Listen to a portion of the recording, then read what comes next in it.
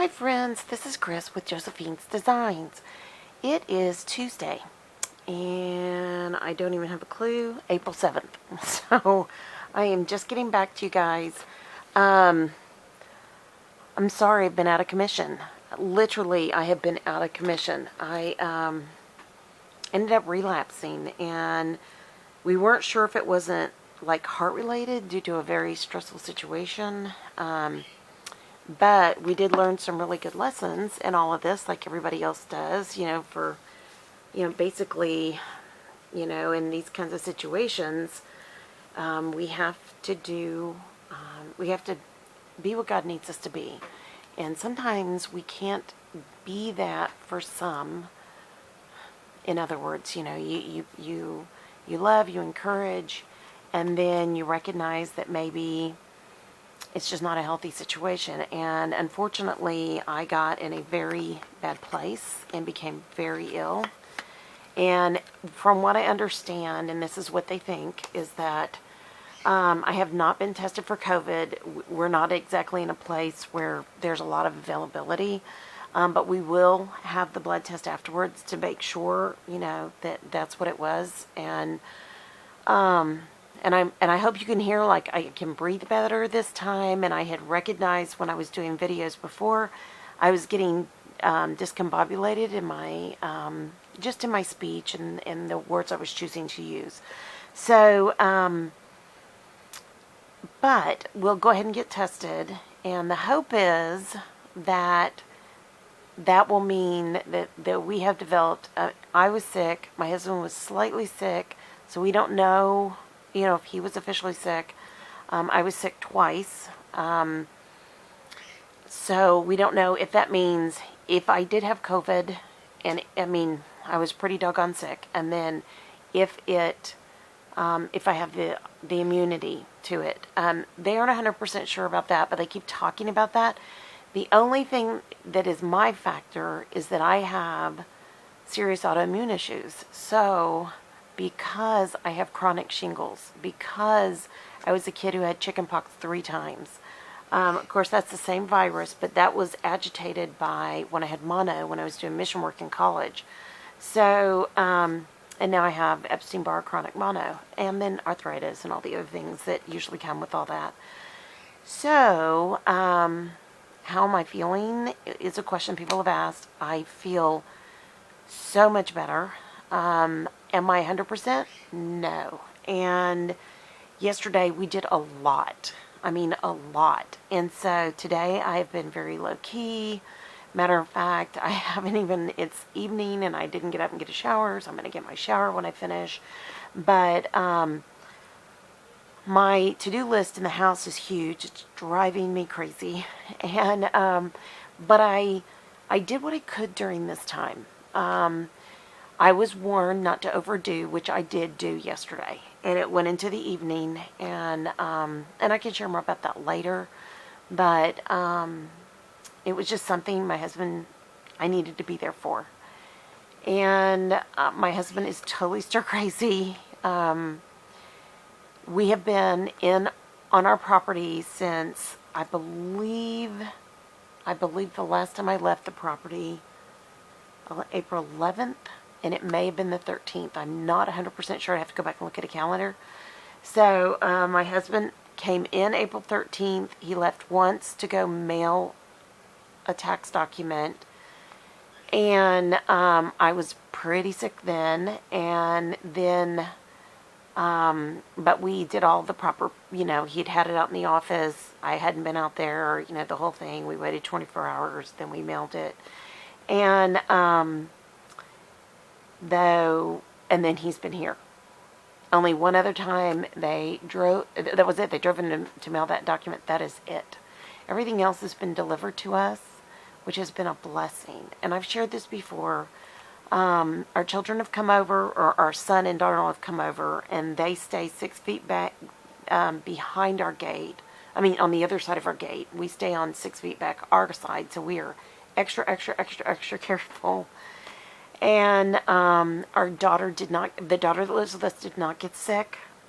She's 21, and I'm just so thankful because she is tiny.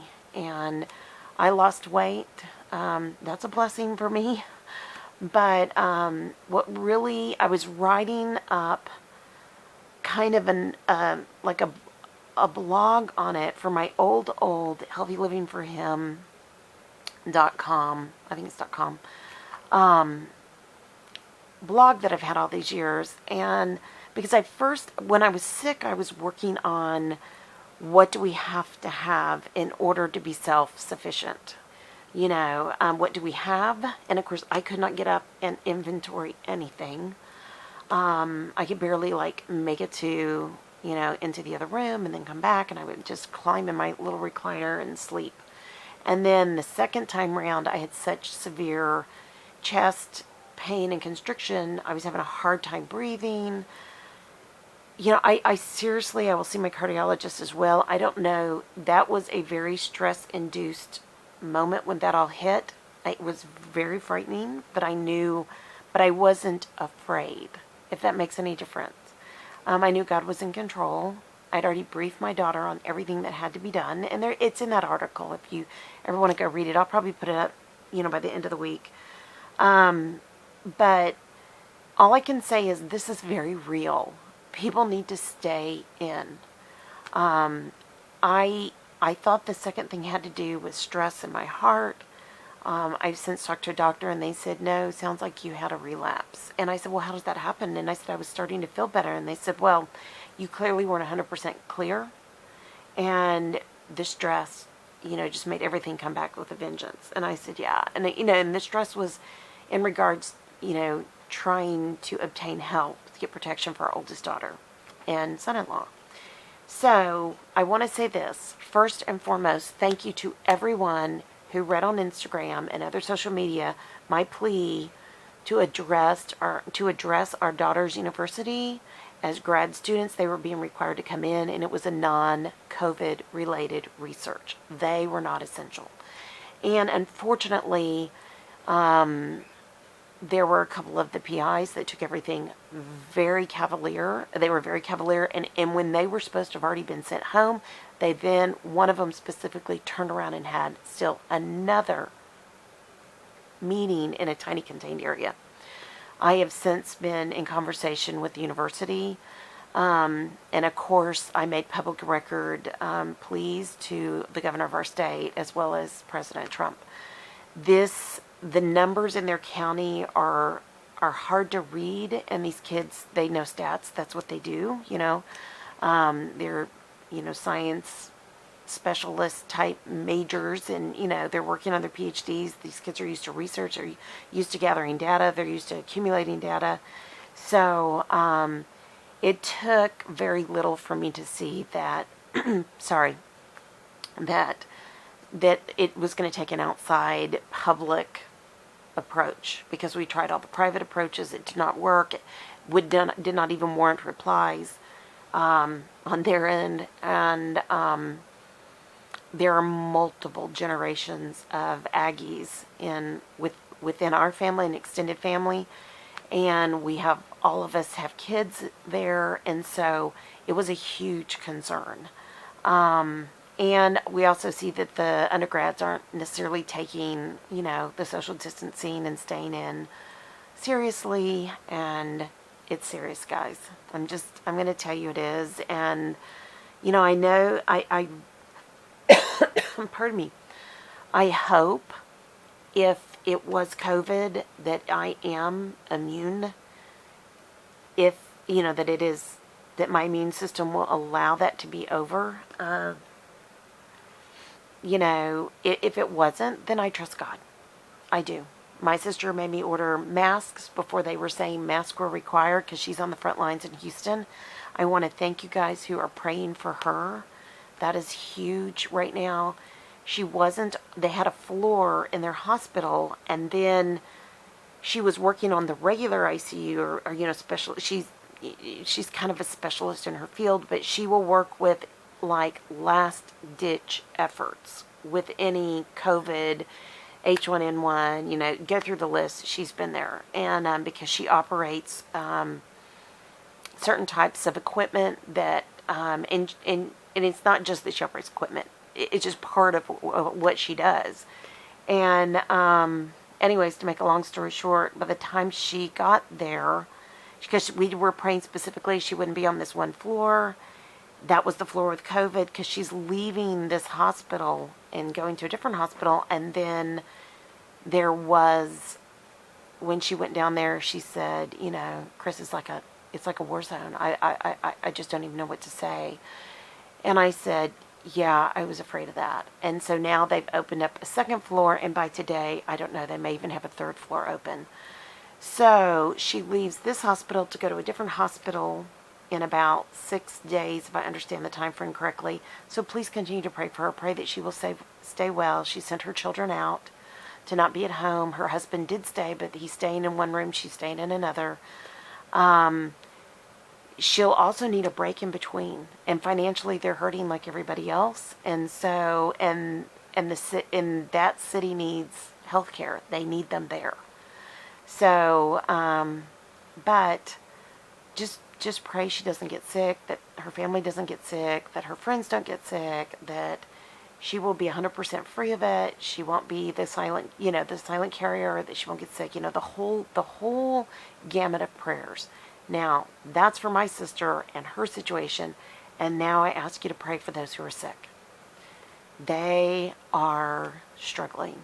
I was talking to my husband today because he was doing something yesterday that I was helping him with, and he was acting like, oh, we didn't have hardly anything. And I said, we were talking this morning, I said, did you ever really understand what I was sick with? And he was working a lot in our office, in his office, and which is just a house on our property, a little bitty,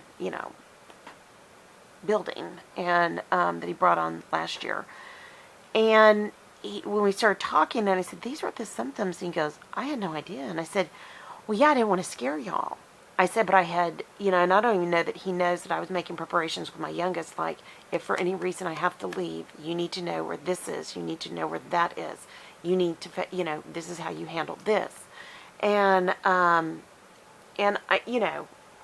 because she's very neutral, she's very even keel. My husband would never have that conversation in that moment. And it was main things like, here's where his vitamins are, everything's written on them, read what's on the bottle, et cetera, et cetera, et cetera. And so, because we each have a little box of supplements. And, well, he has a shoe box, I have like a sweater box. So, especially now. But anyways, to make a very long story short, even when I relapsed, that concerned me more. The first time I was thinking, I keep hearing stories of people going to sleep, waking up, and then it's just horrible. And so he asked me, how did you not show fear, and how did you not get worse off? And so I saw a video very early on. I'd heard the discussions of deep breathing, all of that. Well, I've had so many surgeries that have gone a little they've become chaotic, that I knew, and because I've had pneumonia at least twice, I knew that I was more at risk. So I started off the deep breathing, the breathing in, the breathing out, where nobody was around me, cleaning the air, running diffusers, doing everything I could, continually washing, continually wiping, continually, spraying my way out of a room so my husband wouldn't get sick. And, but when it relapsed, because I started describing to him what it was like, and it was like you were breathing in, but it was like, not a chemical, but something that was, you couldn't get the air. It was like you couldn't get what you needed out of the air. And my chest was sore and all of that. So, again, maybe I just had a really bad bout with the flu. But I've spoken to doctors. I've spoken, to my sister. I've spoken to XYZ. And the answer was, no, you have to stay home. The only time you leave is if you cannot breathe. And it was like, okay. And at that point, call an ambulance or, head out immediately. And so because of everything else in the hospital, I'm always a risk every time that was what the miracle was when my parents were so ill, that I was able to be with them in emergency rooms and all of that. And I would just pray and pray and pray and pray and carry my essential oils and clean my hands continually and never touch my face. And I barely ate in hospitals because I'm vegetarian and the food wasn't great. And you know how that goes. So, but I will say that by God's grace, my husband did develop the achy portion that I had, and it's an ache, like, it's not a sports ache, like you've, been working out. It's nothing like that. And it wasn't even a head to toe ache.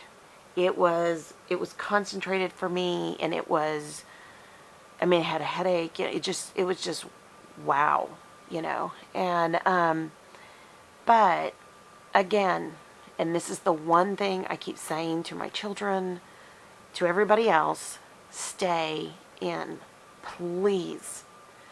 When you hear a person on the front line say, I can't even get home to get a shower or to eat, or because my sister was like, I don't even want to eat in the hospital. And I said, you can't work a 12-hour shift without eating. She goes, well, the only thing I'm taking are those protein drinks where you take the lid off, and she can clean her hands, take the lid off, and drink it and not touch the rim. And she can watch it and make sure it's not exposed. And it was just like, that's crazy. Then drink like 6 of them because you need extra. And of course, that's not available. And so, these guys really are. And even when she went to go to orientation at the new hospital, of course, they heavily screened them, et cetera, et cetera, et cetera. They ordered in Chick-fil-A, and she loves Chick-fil-A. And of course, we love Chick-fil-A because they're Christian heritage. And, we don't need the chicken, but we can eat other things, But anyway, she said, I won't eat. Because she called me when she was at orientation. She called me and texted me all throughout the days she was there. And, because we've been praying for this for a year for her. And she said, I'm not going to eat. She said, it's really, really nice what they did, but I wouldn't dare eat it. And I said, can you tell me why you wouldn't? Because I tell you why I wouldn't. And she said, I didn't make it. I don't have a microwave to put it in, and I don't have my microwave to put it in, because she didn't want to use a communal microwave. And I said, spot on. That's what I wondered. And so if you are picking up any food, like ordering food to take home, please, please, please make sure you heat it completely through in a microwave, they say. And see, we don't even have a microwave, so that eliminates that for us. And and also, there's a long list of things that are like specialists have sent to us. And I'm sure you're getting the same thing. You need to let your mail sit out in the sun for 4 hours before you open it. And if you can't do that, then put it in your car, let it sit there overnight, and that it's really, really hot out, and then get it. And if you can't, and it's not really hot where you are, then let it sit there for a day or two, just to be safe. Cardboard boxes, 24 hours. Plastic envelopes fit in the plastic category, so that's a 3-day wait, or you scrub it down. And then, metal, the same thing.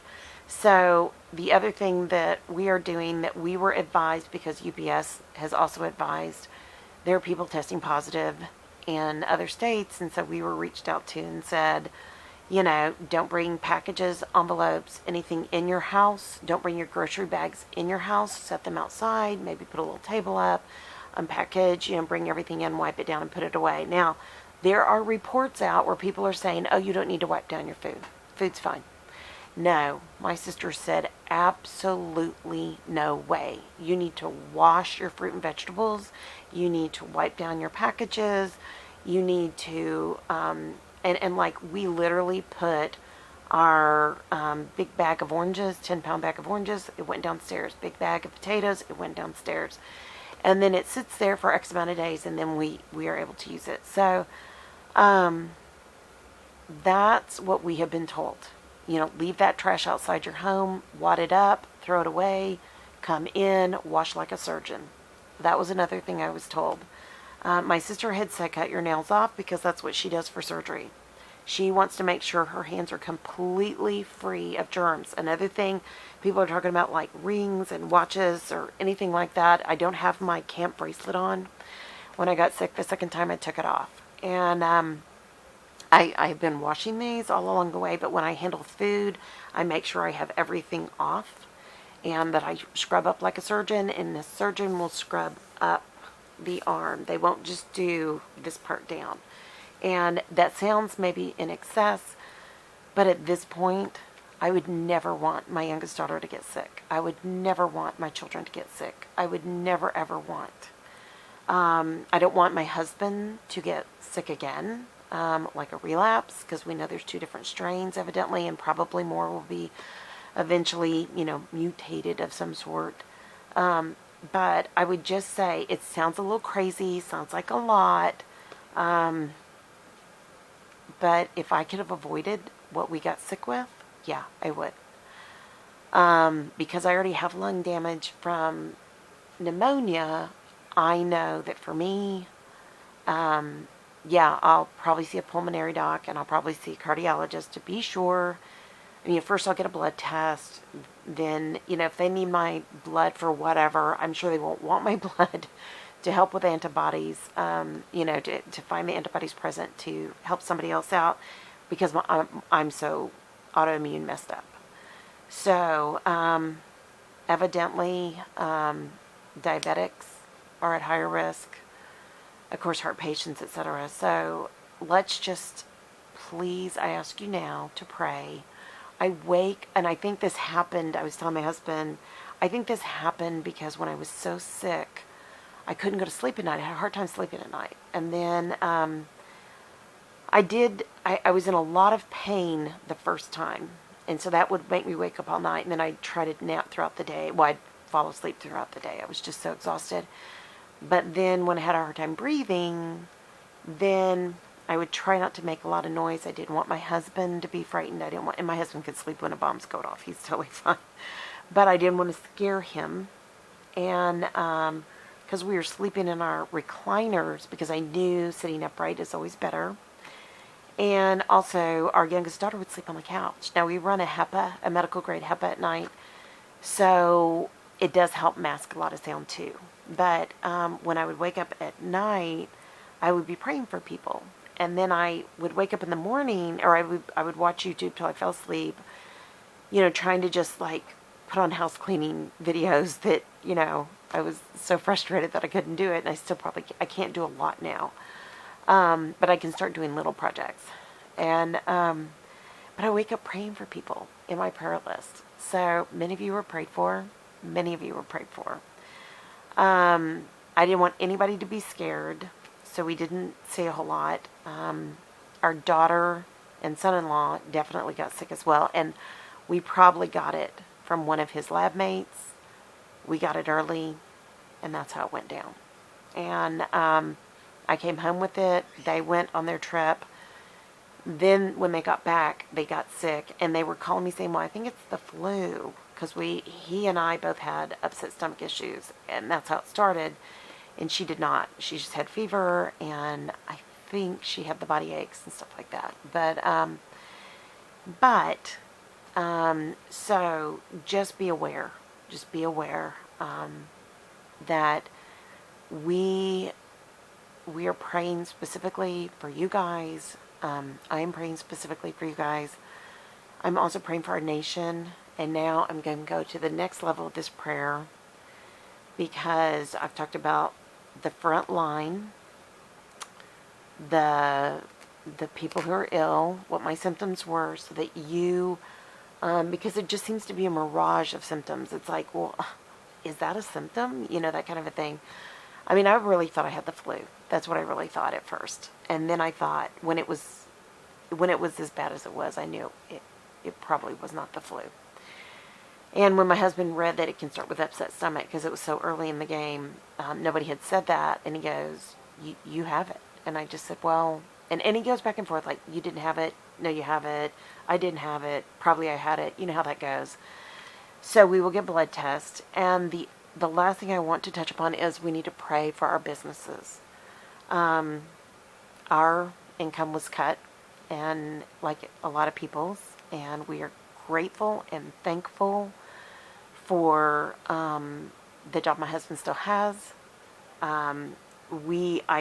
Being sick, I could get in my old homesteading head, and I could get things to fill out our storage for our property. And that was how that article I was writing the last day or two started. Was I was going to say, how am I prepping my home now?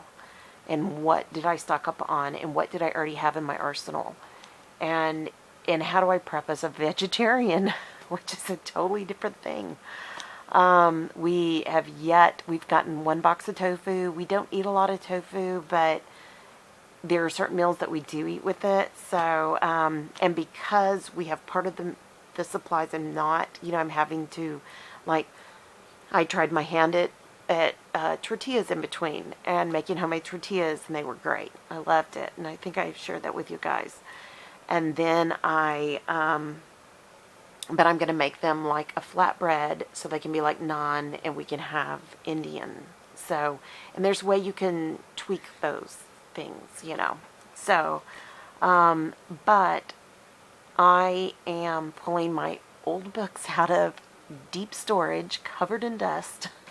And my youngest is going to go down and find some more for me down out of the basement bookshelves. I mean, I just decided that I ordered my seeds. I've got grow lights now. I'm waiting for the rest of my seeds. I ordered through Amazon. Amazon was bringing everything to the house and only a couple of things to our P.O. box. Now they've taken all my seeds and sent them to the P.O. box. But my husband ordered a part for his tractor, so it's a pin. I mean, there's nothing. It's just a little pin. And it was Amazon, and I mean, it was eBay, so of course they sent it to the P.O. box. And so our people are so overworked and inundated that I have literally gone into Amazon, removed anything that has to do with USPS off of it at all, so to save our postal people. So, but I'm setting up my seeds. I've ordered some actual startling plants. I found some on Walmart and on Amazon, and you have to dig to find the vegetable plants that are not sky high. And they are there, my friends. You just have to dig. And I even am getting soil from Amazon, startling soil, and it is very affordable. Crazy affordable. And those of you that are further north, this is your time now. I should have had it a month ago. But I've not done seeds in years. So, anyways, and I can go ahead and start as soon as I get the seeds. I've got my pods. I can even start with that and then worry about the the soil when I, transplant them. I'm also going to set up a small hydroponic garden, and I'm very excited about that. And I want that to be herbs. And I will gladly share that. I started sprouting, but I sprouted with some seeds that were really, really, really, really old. And they were in a jar on a shelf in my kitchen, and I don't know why they're not working at all. And I've never had a problem sprouting seeds. These are alfalfa. I've let them go 2.5 weeks now, maybe. So I'm switching everything over. And like today, my daughter found the rest of the jars that I needed in the basement and things like that. So I'm not worried. We were able to get 3 grocery deliveries that were all veggies with proteins and things like that.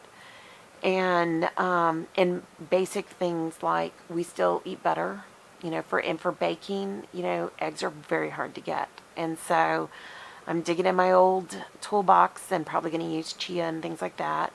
We did have some eggs, and one of the 2 hens that wasn't killed that day my husband was sent home, all of our poultry was wiped out except for 2 geese, I think a duck, and 2 chickens. We have chicks. We've lost half of the chicks. But one of the layers started laying early, and it's so sad how happy we were for 1 egg. I mean, I have to tell you. So, anyways, if you guys are interested in any of that prep, in the next week,